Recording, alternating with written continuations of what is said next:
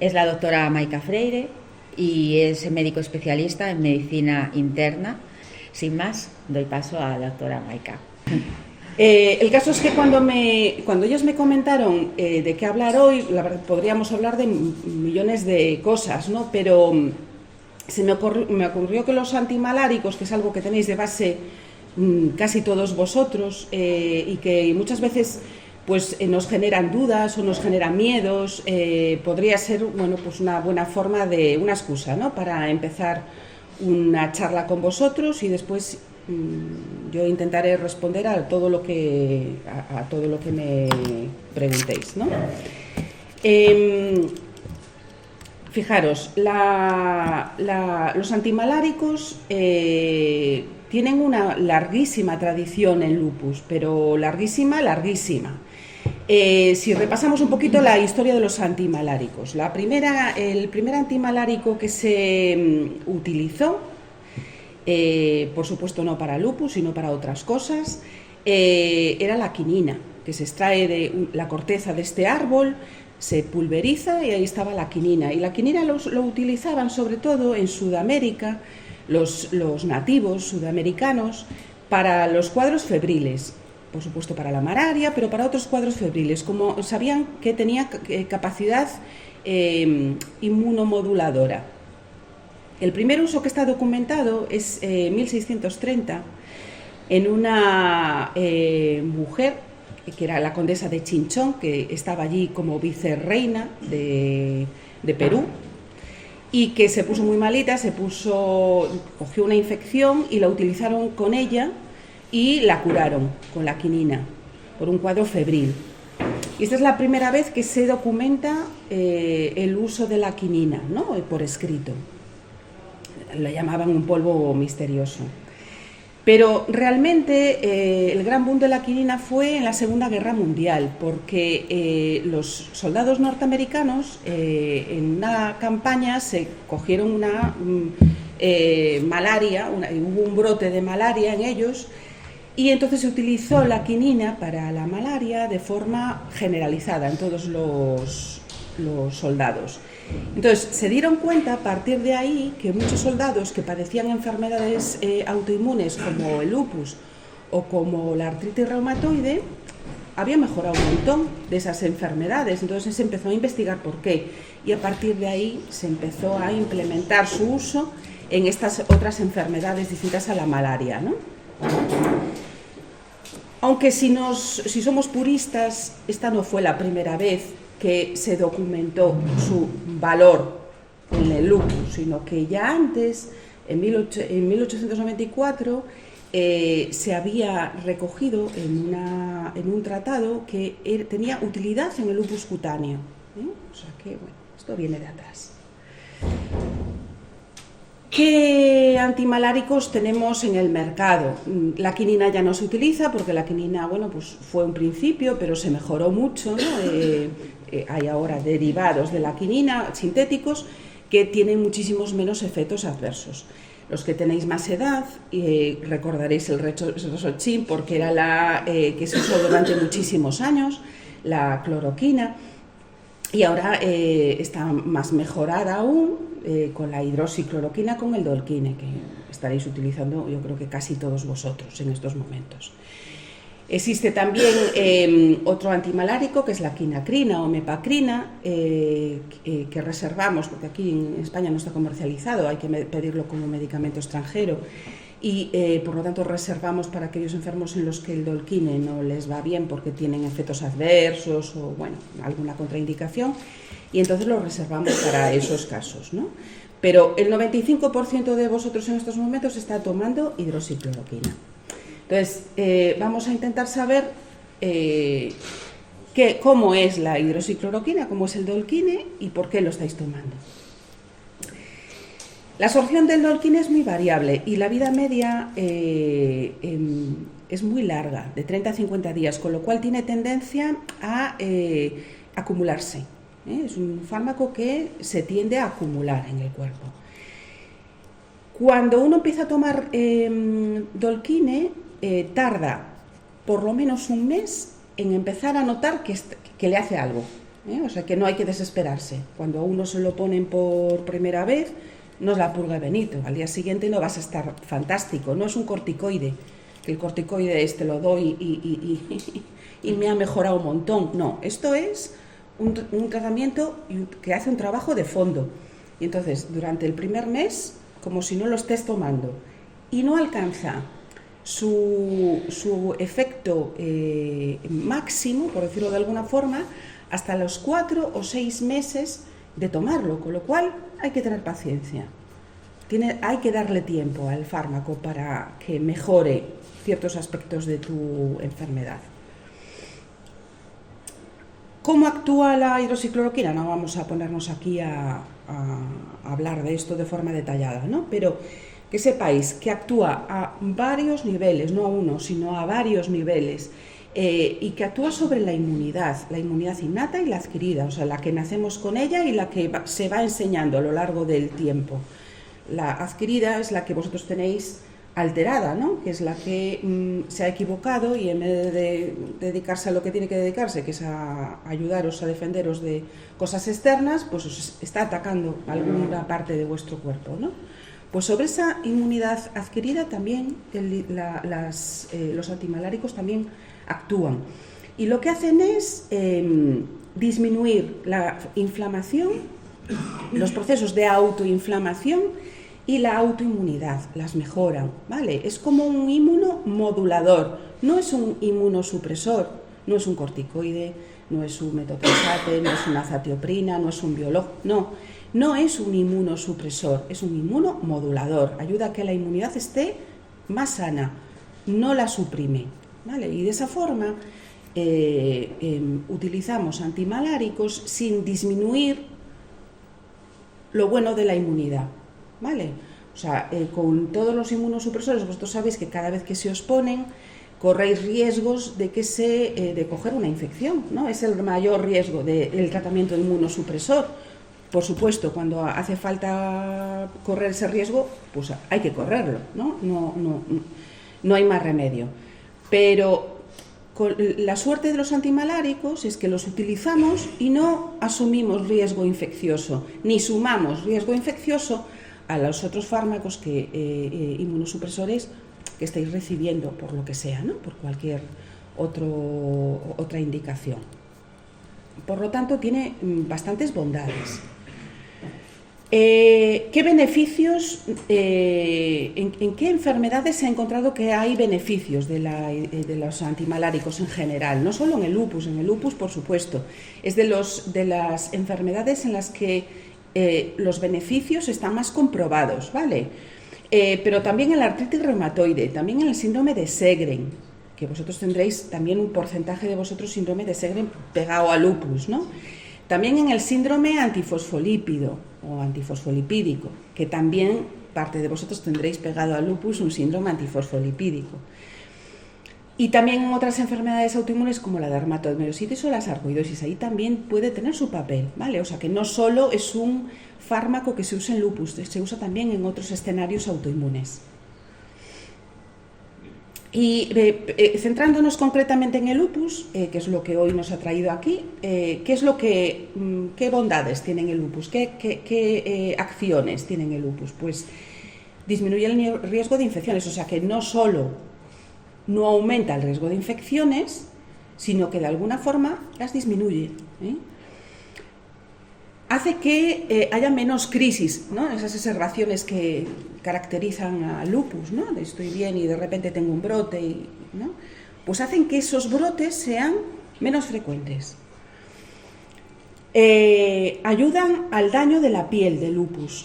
Las pacientes que tienen lupus con afectación cutánea importante, con hidroxicloroquina mejoran esa afectación cutánea. Mejora también la afectación articular. No con la intensidad de un corticoide que te desinfla, ¿no? Pero sí que ayuda a disminuir la inflamación y estas artralgias, estos dolores que muchos de vosotros tenéis, que no se traducen en una artritis importante, ¿no? Y a veces uno no sabe qué hacer, porque esta gente que te viene diciendo es que me duele todo, pero tú no le ves artritis, ¿no? Y dices, Pues la hidroxicloroquina puede ayudar a esos dolores articulares también, puede disminuir los dolores articulares. Ayuda también al riñón. Fijaros qué importante, ¿no? Cuando el riñón es un órgano que para vosotros, pues cuando se afecta, preocupa mucho más que otros órganos, ¿verdad?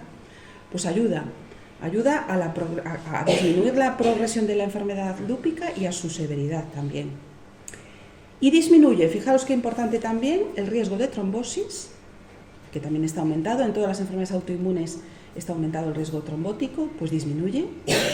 Y disminuye también la capacidad de las arterias de producirse aterosclerosis, o sea, el riesgo de aterosclerosis arterial.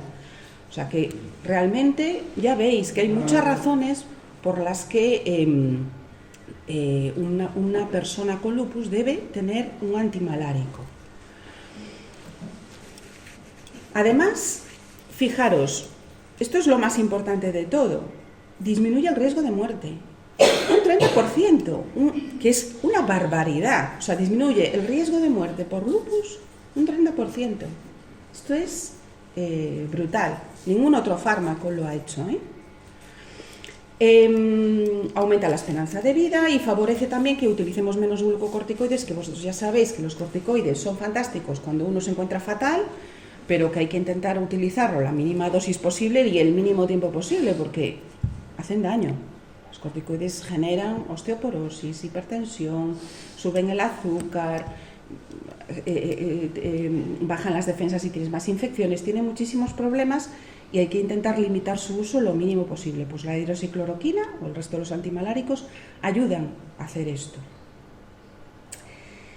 Por lo tanto, con todas estas bondades que os he contado, en estos momentos yo creo que todo el mundo está de acuerdo en que todo paciente con lupus, a menos que haya una contraindicación, debe recibir hidroxicloroquina. Y de hecho las últimas guías de la EULAR, las de 2019, lo dicen claramente, ¿no? Bien, pero ¿qué pasa? Que muchas veces nuestros enfermos vienen preocupados por la hidroxicloroquina y sobre todo en dos escenarios. Les preocupa la toxicidad ocular de la hidroxicloroquina, ¿no? Es algo que nosotros siempre explicamos cuando la ponemos, porque es algo que tenéis que saber, ¿no? Que existe esa posibilidad. Y después también hay otro grupo de enfermos que son las mujeres embarazadas o que se quieren embarazar o las mujeres que están en lactancia, en las que muchas veces tienen miedo a que esa hidroxicloroquina pueda dañar al feto, ¿no? O al niño. Y entonces también es otro grupo de personas que se preocupan mucho, ¿no? Con frecuencia vienen a preguntar si pueden seguir con la hidroxicloroquina o no. Entonces nos vamos a centrar en estas dos situaciones. Entonces, la primera es la toxicidad de la retina por la hidroxicloroquina, que está ahí, puede aparecer, ¿vale? Pero aparece en un porcentaje muy bajito de pacientes. Fijaros que no llega ni al 1%, del 0,08 al 0,38% de pacientes tienen problema ocular con la hidroxicloroquina. O sea que lo primero que tenemos que saber es, oye, vamos a correr un riesgo, pues un riesgo bajísimo. Y además se van a preocupar por nosotros, nuestros médicos, y van a vigilar, y si ocurre eso, estamos a tiempo para retirar la hidroxicloroquina y que no haya pasado nada, ¿vale?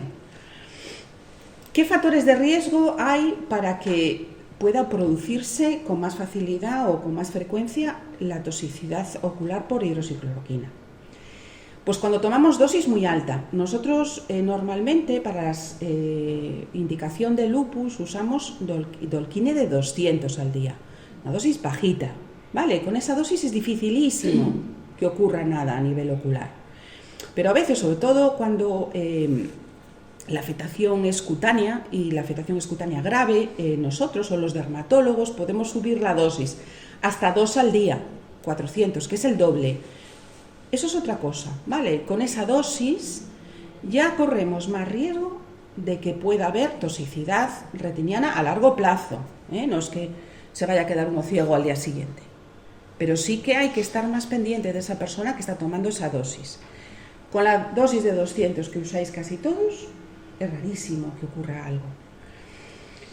Cuanto más tiempo se toma la hidroxicloroquina, más riesgo hay de que ocurra algo a nivel retiniano, sobre todo a partir de los 5 años. Durante los 5 primeros años, si estáis tomando la dosis habitual de 200 al día, es rarísimo que ocurra nada, ¿vale?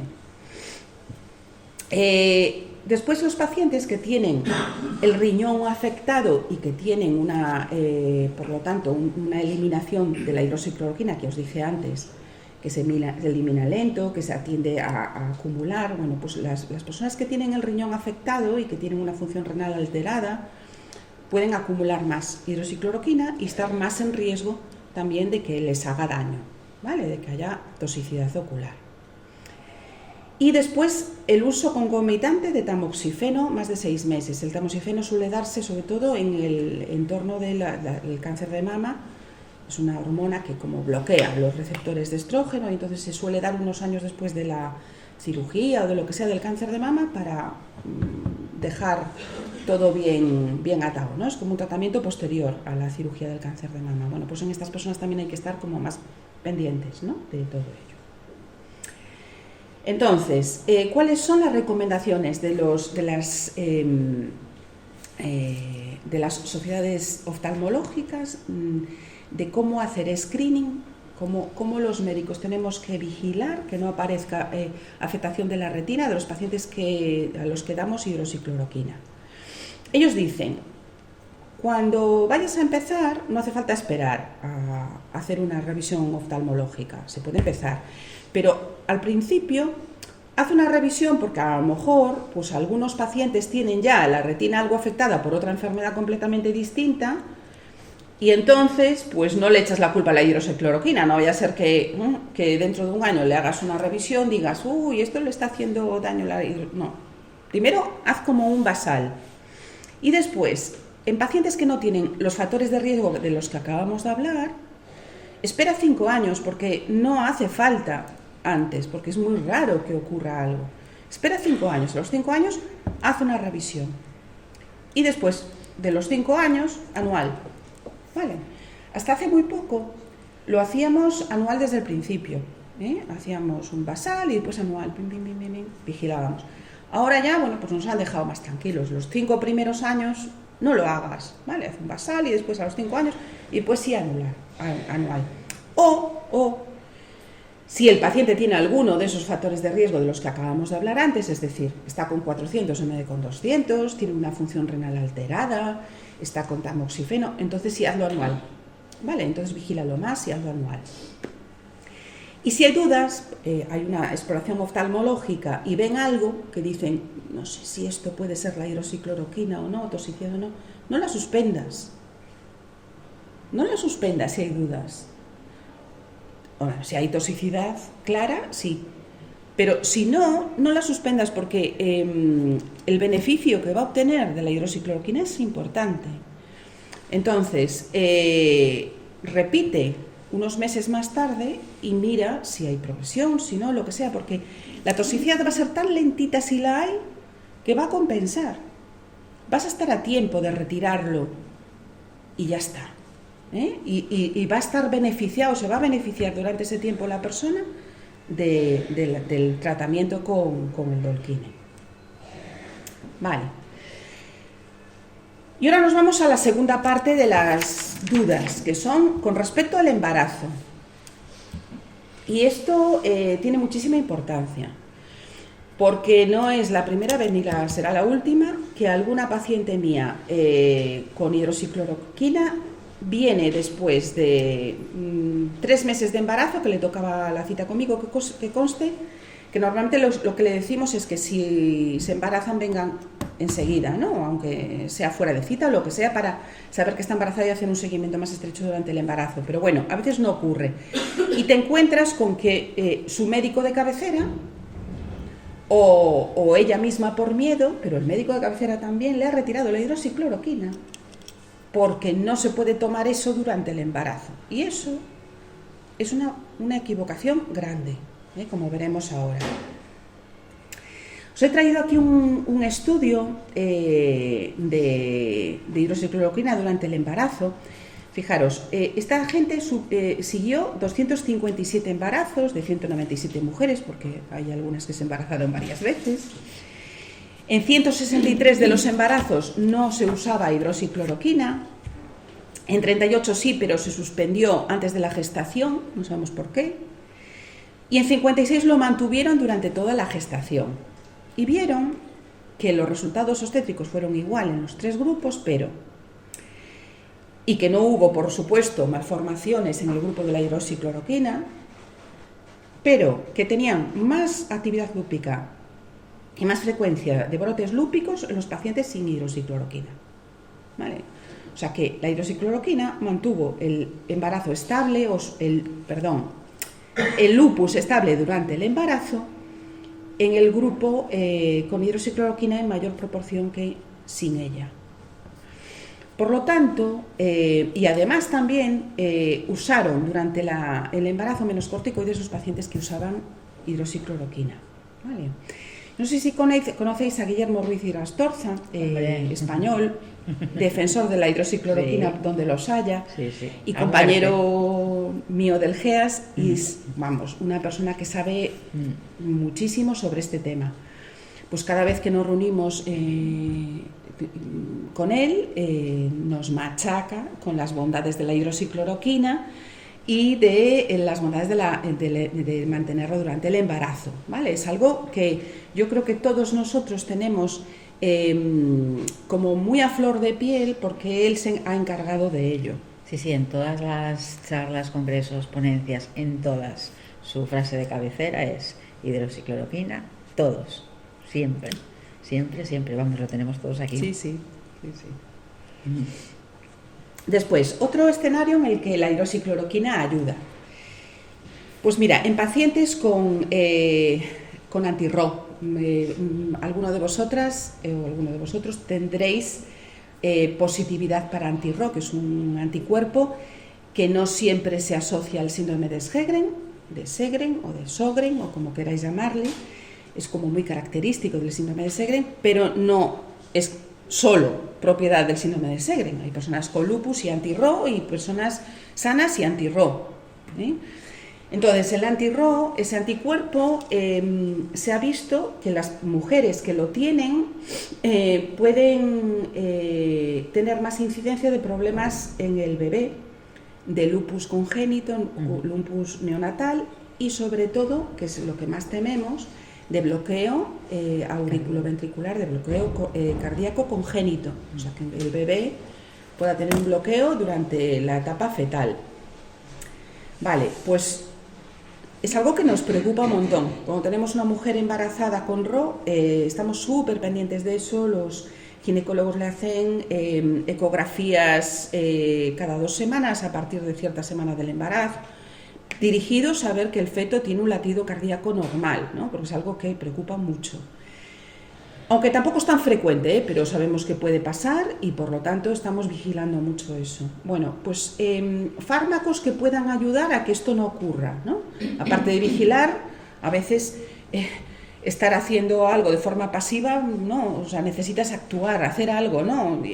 ¿Qué fármacos pueden ayudar? Pues la hidroxicloroquina. Se acabó. Fue el único fármaco que demostró hasta ahora que puede reducir el riesgo de bloqueo cardíaco intraútero, ¿vale? Con lo cual es un motivo más para no suspender la hidroxicloroquina durante el embarazo. Fijaros, en este estudio de aquí, 257 embarazos de madres que ya habían tenido un hijo con bloqueo cardíaco congénito.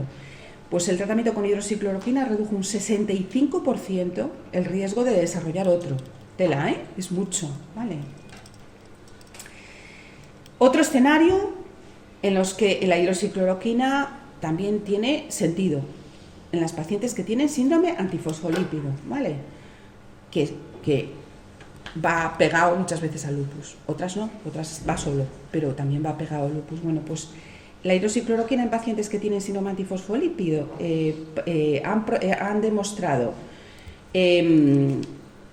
proteger de las pérdidas fetales, que es un drama en una mujer con un síndrome antifosfolípido, ¿vale? Las pérdidas fetales recurrentes, Y también disminuye el riesgo de eclampsia o preeclampsia, que es una enfermedad que se produce durante el tercer trimestre de embarazo muy grave para la madre, con hipertensión maligna, con fracaso renal, con riesgo, por supuesto, también para el bebé, ¿no? Pero también para la madre. Bueno, pues ha disminuido tanto una cosa como la otra, ha demostrado la disminución de la hidroxicloroquina.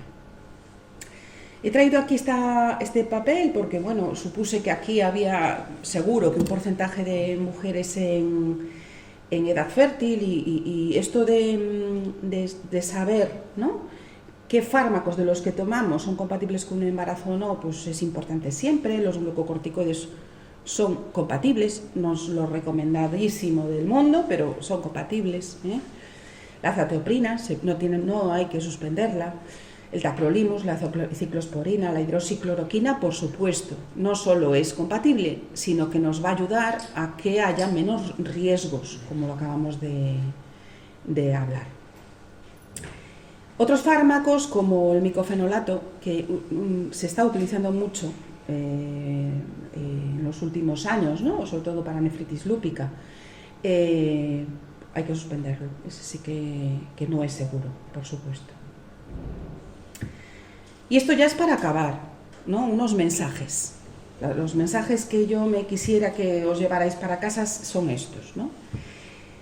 Que la hidroxicloroquina controla la actividad inflamatoria, no inmunosuprime, sino que inmunomodula, modulando el sistema inmune por varios mecanismos.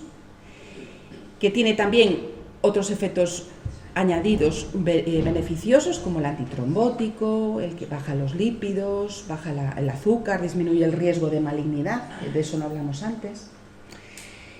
Que su eficacia ha sido comprobada específicamente en el lupus, que además ha demostrado que aumenta la vida, la sobrevida en el lupus, que su perfil de seguridad es muy favorable y que su buen uso requiere de control oftalmológico, pero si lo hacemos bien no tiene por qué pasar nada. ¿Vale? Y nada, muchas gracias a todos.